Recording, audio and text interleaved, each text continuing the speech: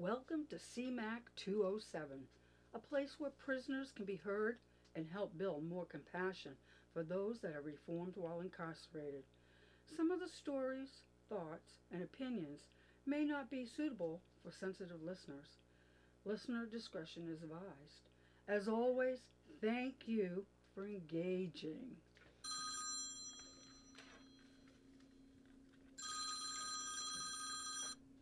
Hello, this is a free call from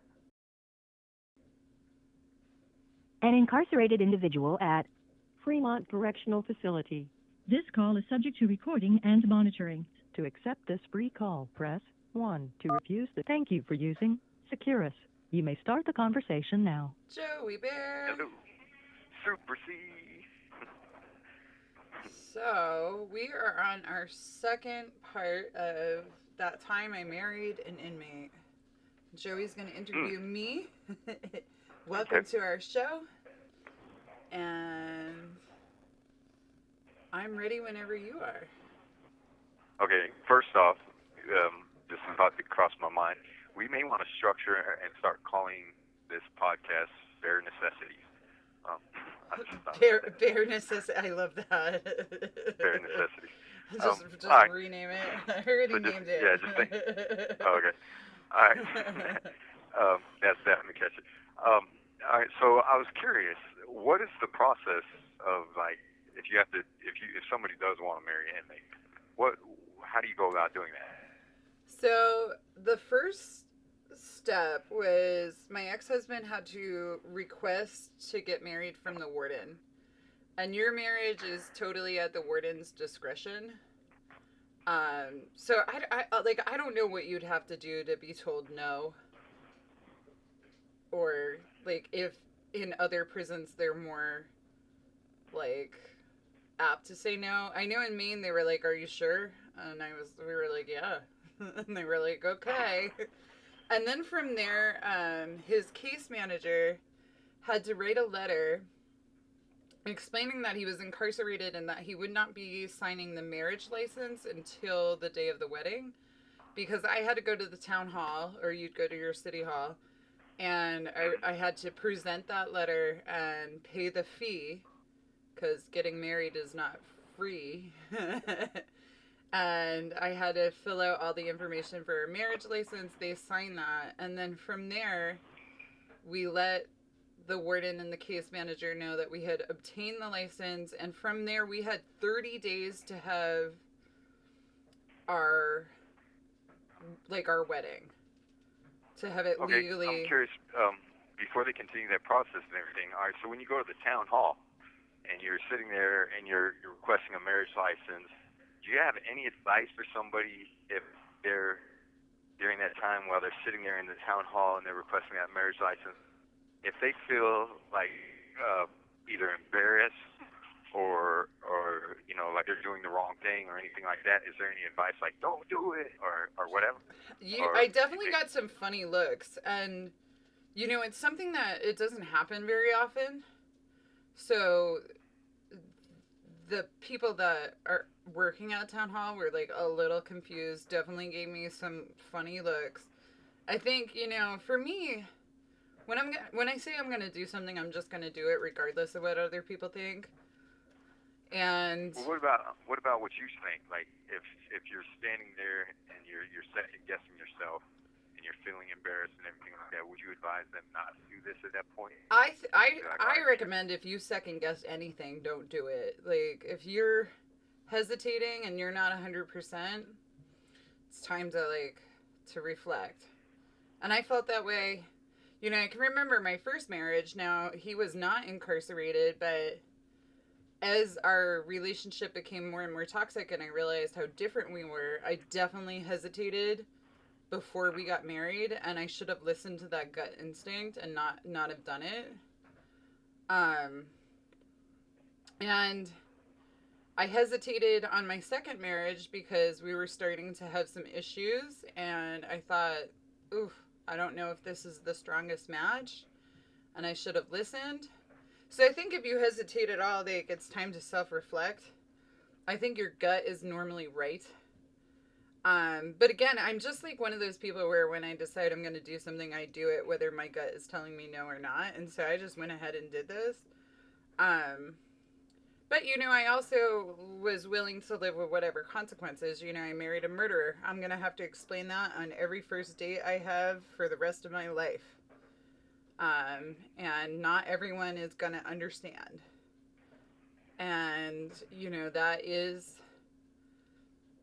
a choice that you make. I think there's consequences, good and bad, for every choice that we make. And so I think if you're going to do it, you need to know 100% that you can be a prison wife for the long haul, that you are marrying the right man.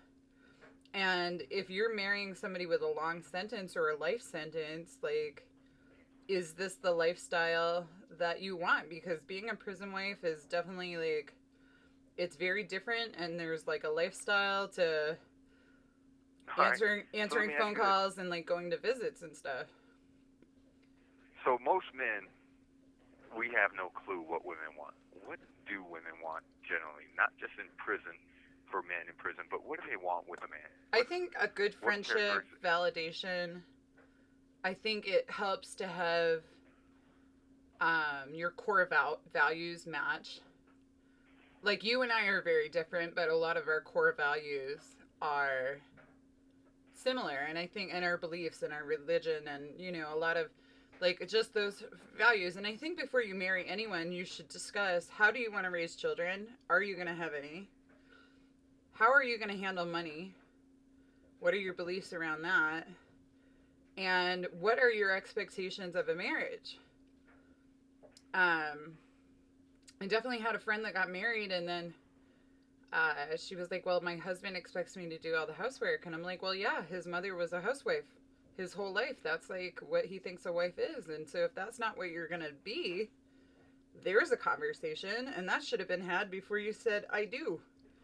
You know, so everyone has, like, this belief of what marriage is. And so I think those are definitely conversations you should have before you marry anyone. You know, I loved my ex-husband. I still am friends with him. I think he's a genius. Like, he's a very smart man. I have a lot of respect for his intelligence and who he is and what he does and what he's achieved while being incarcerated. But at the end of the day, our core values and who we are around handling money and managing life and the risks that we're willing to take in life did not align. And so therefore we were not a good match. And I kind of knew that going into the marriage, but I said I do anyways. And the problem with that is you have a legally binding contract. And like, I own my home, and that's not a humble brag. I'm just saying I own my home. And when I got married in our state, I automatically owed him half. And so that's also something you want to think about when you're getting married to anyone. Do I want to share all my assets with somebody if this doesn't work? Okay, so for all the listeners, and maybe women, as a man, I'm projecting and thinking that they want, and they think that percentages-wise of men that are free and are actually good men, there just aren't enough men in society that are good for a woman to find a compatible partner. And I think this is maybe part of the reason why sometimes women look at prisoners and things like that. So can you Google and give us an actual percentage of how many women outnumber men in society versus, you know, in prison? Or I don't know if that's possible right now. You want to know how many women there are to men? Yeah, are to men that are not incarcerated. I think the majority of the reason that women, this is just a theory, but I think maybe Google will substantiate this by saying that women in the free world outnumber men in the United States. Probably like 2 to 1 or 3 to 1. I hear rumors like that and things like that. I don't know if this is true. This is all speculation, like I said, but I would think that the majority of women kind of look for marriage and for men inside prison because, one, we're not going anywhere. You know where we're at. And two, we're authentic because... You know, the population is pretty even. So as of July 1st, 2022, I've got this from Google. Do your own research. But this says that as of July 1st, 2022, there was 168 million women versus 65 million men in the U.S. And then you got to think 2.2 million of those are incarcerated. And I would say, I'm guessing 80% of them are probably men in prison. There's more men in prison than there are women. So there is a shortage, so there is a little shortage of men, and then statistically, some of those men are going to be gay or other, where they don't want a biological woman. That's not their thing. So is there a shortage of men? Yes, but there are stats that say that men that marry men have a lower divorce rate than men that marry women. So there's, I think, why do women go to incarcerated men is like a bigger topic. I think we're going to get into a lot. I think some women are very codependent, and having somebody that is very focused on you and validating you, that helps soothe that. It feels safer because like they're not going to cheat on you. So there is some of that. I think some of us just connect with people in prison. Like you're my friend, Skye's my friend. Skye's like a sister to me. And who knew that I was going to find my best girlfriend in a prison? I didn't know. Like, surprise. And so what drew you initially to your ex-husband in prison? What I think for me, like, I was still very insecure. It took me a long time to really own who I was and how tough I really can be. And to validate myself. One of the things that I love about you is you use your love language of words of affirmation a lot. You're always like, I'm proud of you. But what I have to do is be like, Joey's proud of me, and I'm proud of myself. Like he's proud, but I am also proud of myself. And so I try to reinforce the fact that I'm proud of myself. Because for many, many years, I wasn't proud of myself. It didn't matter what I did. I couldn't self-validate. And so when I talk about codependency, I can speak firsthand. I was very codependent on my ex-husband. Very codependent for him to love me, to validate me, to make me feel like a good person that had value and that had worth. And on the flip side of that, allegedly, when he did not make me feel that way, it was like crippling. And so we ended up getting caught up in a cycle of me seeking validation for him for like 3 years until I was like, this is crazy. And when I first met you, I could see myself doing the same thing. And I don't know what changed, but I literally was like, this is ridiculous because I am the best thing to ever happen to this man. And he will be back. Because Joey did some dating when we first met. There were some other girls.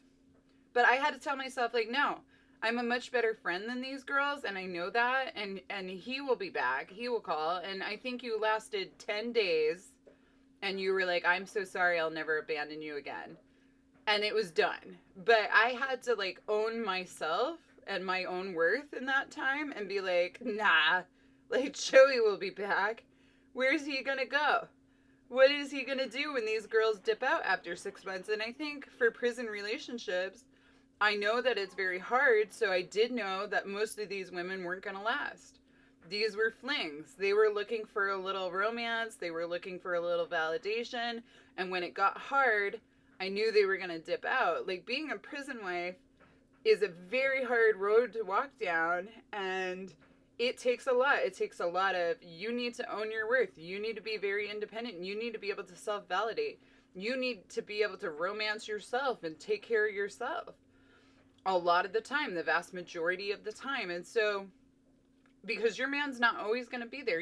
Maybe it's a woman, and that woman's not always going to be there. And so, there is like a lot of personal growth that can come from being in one of these relationships. I definitely grew over the last few years with my ex-husband, and like where I'm at now, where I validate and own my worth way more. And I think what's come out of it is a huge sense of confidence that I have in myself. But it was a journey to get there, and there was some pain involved for me to get there. So overall, I don't regret my marriage to an inmate, because I ended up growing into a very strong woman. But I did have to, leave my ex in the end, which it doesn't matter if a relationship is toxic or not. It hurts to leave someone. Even if you know it's not compatible, even if you know it's toxic, it can be hard to walk away because it's something you've invested your time into. But that's completely understandable. So let's go back to the actual wedding and getting married in prison. All right, so there you are. You're down at City Hall. You've got the license and everything like that. And at which point, like, how long did it take between you actually achieving that license and the warden saying, yes, this is the date you got? Or did you already have the date? We did not have the date, and we actually had to wait 3 weeks for our date. And our date was set. You don't get to pick your wedding date. They tell you when you can come. And I think it was like a Thursday at like 9 a.m. So we had like an hour and a half drive to get there. They gave us like a week notice, so cancel your plans. You're getting married next Thursday.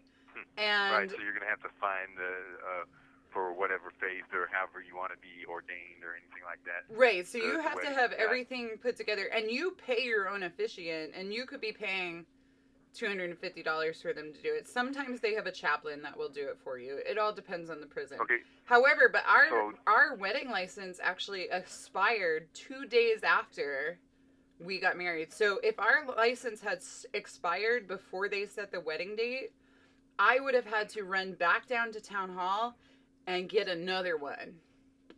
So there's a lot of moving parts when you marry somebody that's in a prison. Another moving part that I'm concerned, you had somebody officiate this for you, right? That was not at the facility? It was not at the facility. Now, our prison in Maine does have a chaplain that would have done it, but I had my cousin do it because he did it on he said he would, so he did. My next concern then is, because this is going to be in a lot of states, maybe not in the case of Maine, but it'll be the case in most states. Did that individual, your cousin, have to get on the visitation list and have the whole background check and everything? He did. So before we even got the license, we knew that my cousin was going to do this because he's promised that he would. He's a good cousin. My cousins and I are very close. We're like siblings.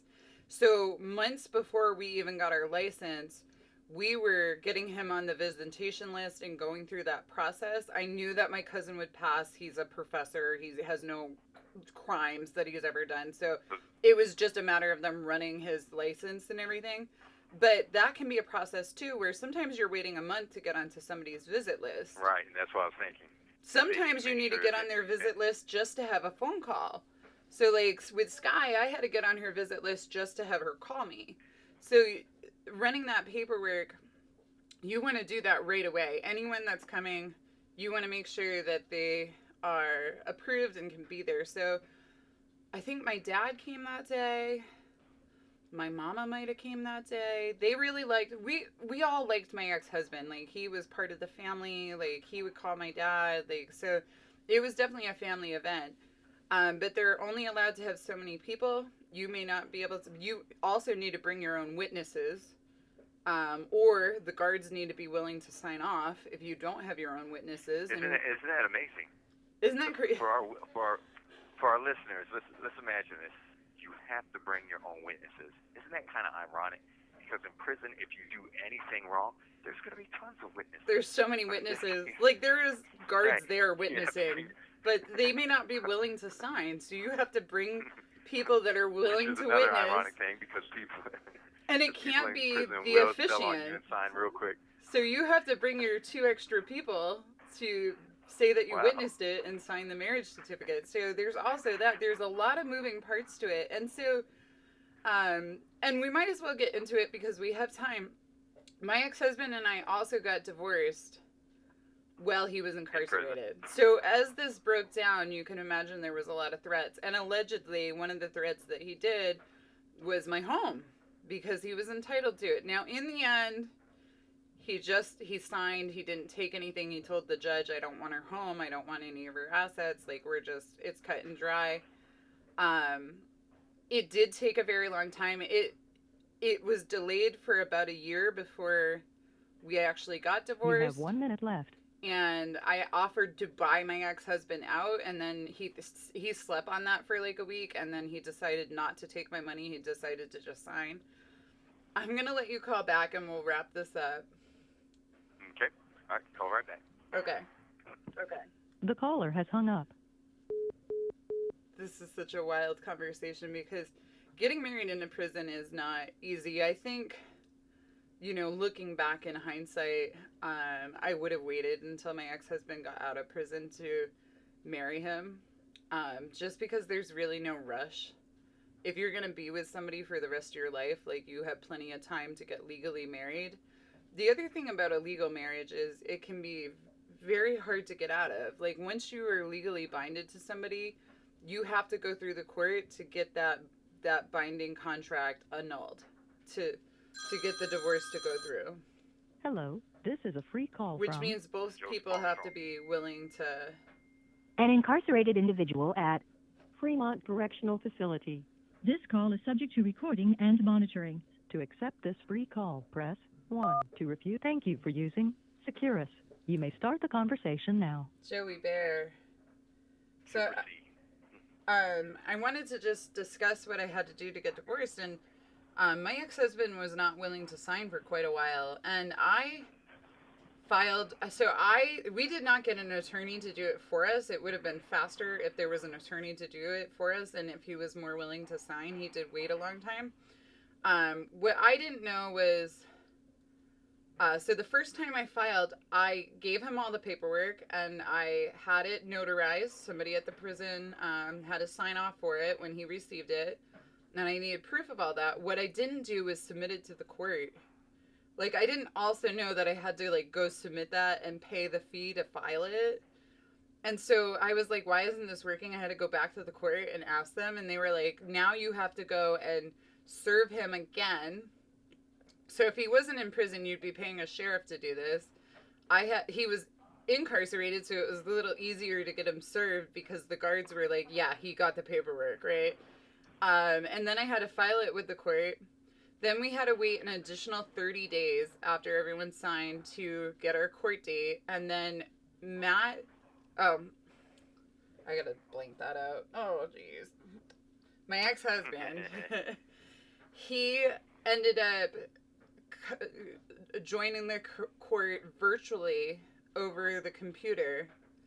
And so did I. So we had to sign up saying that we were going to meet over Zoom to do this.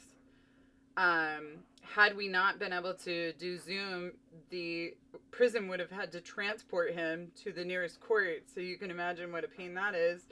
Now, Joey, you had a divorce while you were in prison. And just to back up, Joey was married. He was very young. He got the life sentence and didn't want to drag his ex-wife through that. They're still friends, but he gave her a divorce whether she wanted it or not. Did you have to be transported to the court, or did they just give the divorce? It was just sign the papers and send it back. Oh, okay. So, yeah, he ended up so my ex-husband ended up joining Zoom and was like, no, we don't want anything, and the judge ended up granting it. And what I wasn't prepared, but I knew where it was, so I was able to grab it very quickly, was I didn't have the deed number to my house. So I had to find that because it wasn't on the paperwork. So it's much easier with a lawyer because a lawyer knows all this stuff, but you can self-represent and do the paperwork yourself if there's no kids and no assets. Like, a divorce can be pretty quick and dry if everyone's just willing to sign. But in most cases, you would need a lawyer. The other thing was, my ex-husband was very good at law, so he understood all the paperwork. And anything that I was missing, he would just text me and be like, hey, you got to do this, and kind of talked me through how to do the paperwork. So we were able to save the $1,500 that it would have took to hire a divorce attorney, but not everyone is able to do that. So that's another consideration, is if this marriage ends, how are you going to pay to end it? Because you don't want to end up, and I was very afraid to do it. Like, you really pushed me to do it. And one of the things that you said is he has, 6 years to get over it. You don't want to wait until he gets out and have him still be upset with you. So, like, rip the Band-Aid off. And sometimes it can be hard to rip that Band-Aid off because you know it's going to ouch and it's going to be stressful. But I do think you're right. So let me ask you this though. So through it all said and done, you had a couple years of a marriage, and would you say to our listeners that you still came out of it with something and happy that you actually got married and you married this man? I would not. There was happiness and point. I would have the relationship again, absolutely. Like, I learned a lot from my ex-husband and I grew a lot. I would not have gotten legally married. I would have waited until he got out. And businesswoman at heart, if I was to get married now, like, there would be more reasons than just love. Like, it would be like love, tax break, investments, etc., etc. Like, I would need more reasons than just love to get married. I think it's kind of a pain. It's a legally binding contract. I don't think it's necessary if your loved one's in prison. I think you can just say, that's my husband, and call it a day. And, you know, let's bring your brother, for example. He has a wife. He's had a wife for 16 years or something crazy. He's been with that woman forever. They're going to be together till they die. They're not legally married. They're not legally married. And the thing is, like, you can literally just be like, that's my husband, and be with that person until you die and not get legally married. Let's be fair. Let's be fair with this one, though.